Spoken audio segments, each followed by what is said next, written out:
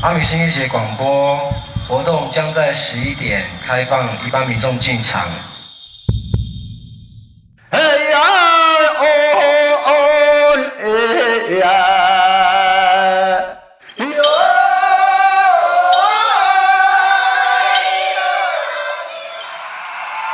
这是阿美族的国度，主场中的主场。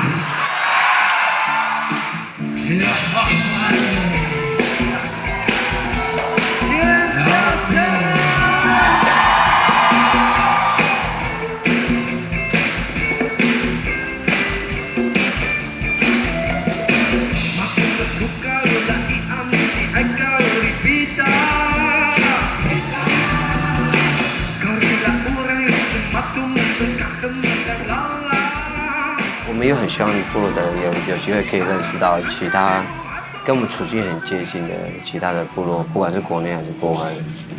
其实如果你发现的话，这边来的大多是部落里面的那种文化组织这样。它那种文化组织有一个好处，就是它的文化的内容物是真实性比较强，它不是故意排练什么给你看的。这个就是生活，当然就是这个原住民的生活里面有这些条件这样。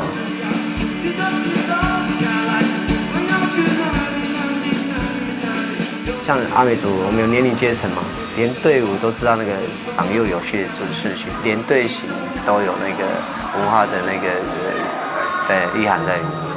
当代这件事情还蛮重要的，你就会看得到老人家的那种唱歌，你就会觉得哇，那个是很道地的这样。好像我们年轻人，我们还在学，你知道吗？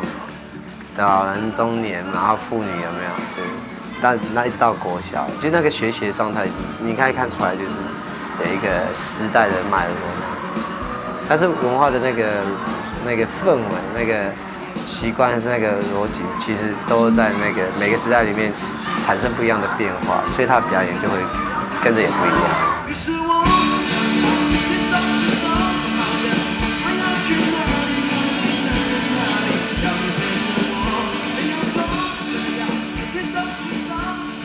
我们一开始就热血，你知道吗？谁知道有那么多问题这样，就像昨天下雨一样，这样怎么办？这种下雨啊，节目要停下来，这样穿那种服饰，那些有羽毛的，那个羽毛怎么淋雨啊？身上的那个十字绣，说哇，你要怎么跟人家说？你可以淋羽毛，头目的什么衣服？你要怎么让他们出来？他们站在下面淋一整个雨，那升起点。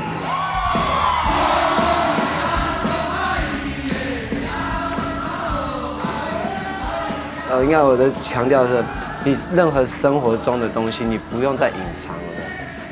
到了这个地方的时候，你可以很自然的把你生活，你真的想要可以做的事情表达出来。